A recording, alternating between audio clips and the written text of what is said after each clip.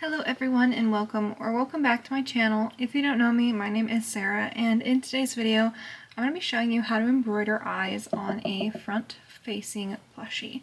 Now I did a tutorial like this not too long ago, but I did it with a sea turtle so the eyes were on the side of the head, but this one will be in a front facing plushie like I said. Today you're going to need 2 to 3 colors of yarn. I personally like to use a size yarn that's smaller than the yarn I'm working with, specifically when I'm working with a size 6 Chanel yarn, as in this case. This is also, if you're curious, my willow pattern. It is a pattern that's out. This is the unfinished pattern. As you can probably tell, it's nowhere near done. I like to use black, white, and then a color, but you could also just use white and omit the extra color. Now, I'm using a size 4 Chanel yarn to embroider the eyes because I find it looks a little bit nicer when you use a smaller yarn type with a bigger yarn. We're going to begin by marking out where our eye goes. So on the other side, as you can see, we don't have the eye, but on this side we do. Normally, I just eyeball this on my own. I don't mark it, but if you are just starting out, I do recommend marking it. Before you do mark it though, you do need a sewing needle and then a pair of scissors for this tutorial. The first thing I like to do is figure out where I want to place the eye, and I'll just use my finger and I'll poke in about an even place on the eye, so straight across from the head. So about here is where I want to place it. Now I want to put a needle or a pin, whatever you have, on the top part of the eye and then the bottom. And that'll give you an idea of where to place your first color. What we're going to do is we're going to go ahead and do this by tracing. So I put the plushie where I think the eye needs to go. This looks pretty much even, and then I'm just going to place my needles wherever at this point, just to get a general idea of where you want to commit. And what I like to do is trace the round. So here you can see the seam. I'm going to trace it all the way around and make sure that this needle is in between one of these stitches but in the same round. That way the eyes are nice and even. And then we'll repeat the same thing with the bottom of the eye. Here's the point here, and I'm going to go ahead and trace this all the way around, and here you can see I have this needle in the right place. Now we're going to judge one more time whether it's even, and also make sure your stitch count between 2 markers are about the same. I did 3 stitches for this eye, so I'll do 1, 2, 3 on the other eye as well. So now what I like to do is start with my black yarn. Now you want to leave a nice length of yarn to work with, just so you don't have to add any more. And you can always experiment with these as you embroider your eyes to figure out how much you actually need. Definitely more is better in this case because it's easier to just have extra than to join more in.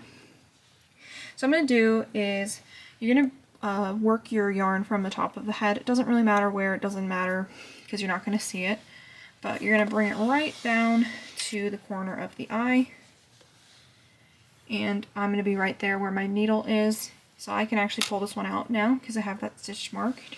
And then I'm going to insert my needle where that other pin is as well and pull that out. And we're just going to go straight through back to the other side and pull it pretty tight. You want your eyes to be pretty secure, so no loose loops over here.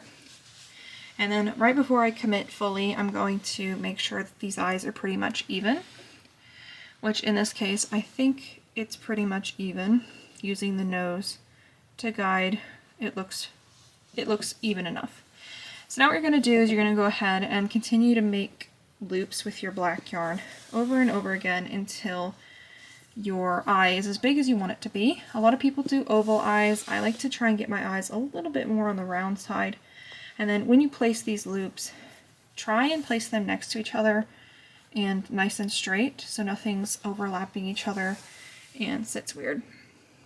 Just kind of take your time with this step, pull out any stuffing that might come out,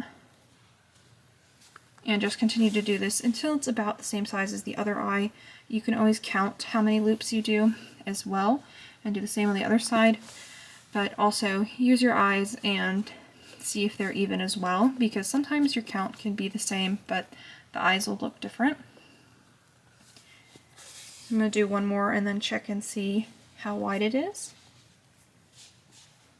You can also use your needle to adjust the loops and stick it under all of them and just kind of wiggle it back and forth so they sit a little bit flatter. So here's the one side and here's the other side. I'm going to add a little bit more loops one right on top because I'm seeing a little bit of pink through. And then I'm going to go ahead and add one more on to the front. And then I'm just going to take this end back to my other end, and we're going to secure this in a minute. But here's the eye, and as you can see, quite a bit of stuffing does come out, so just go ahead and pick it out as you work. And like I said, use your needle to adjust these so everything sits nice. And now we're going to switch to our secondary color. So this will be, if you're using just white, then go ahead and switch to your white. But if you're using color, go ahead and switch to your color. And you're going to bring it right down back to the bottom of the eye, just like we did with the black. Now right here in the corner of the eye, what I'm going to do is sew around the outside of the eye with this color. Make sure it sits over there just by holding it. And make sure you pull pretty tight. You can do this once, twice, 3 times, however many times you want until you get the color you want. And then once you're satisfied, just bring it back up to your other end and go ahead and drop it there. If you're using white, don't bring it back up, just leave it. But if you're using a third color, go ahead and switch to white. And we're going to take our white and we're going to come out into the center of the eye. Now, this doesn't need to be perfect. I usually like to leave it, if you can't find the exact middle, be closer to the bottom of the eye because you can pull the white tighter to make this little line a little bit smaller. So I like to do this twice on bigger eyes, but you can only do it once on smaller eyes. And then I just do it twice, bring it back, and then the last adjustment of the eye here so that everything kind of sits even. And then pull out any remaining stuffing that's sticking out so that your eye is finished.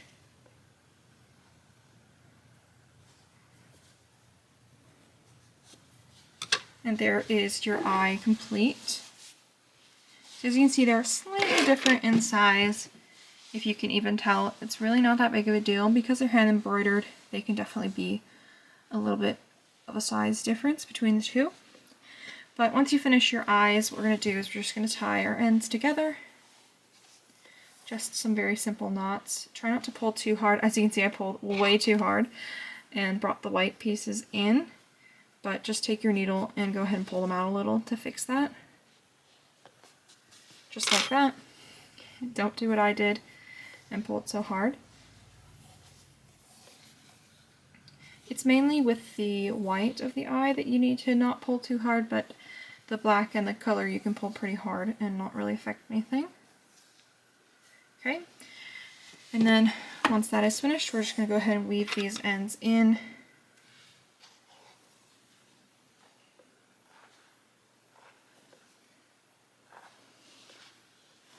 And then when I'm finished weaving them, I like to just tuck it in with my scissors, that way I don't have any yarn scraps to deal with later.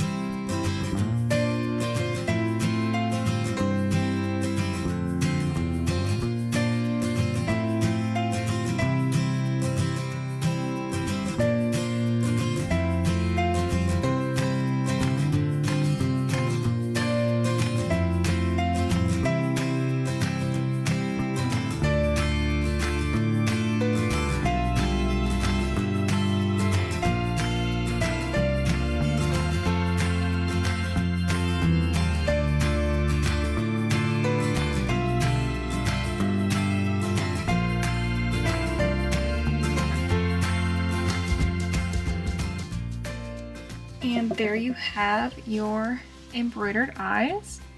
Now, once everything is woven in and secure, you can actually take your needle for the final time and adjust the eyes as you see fit.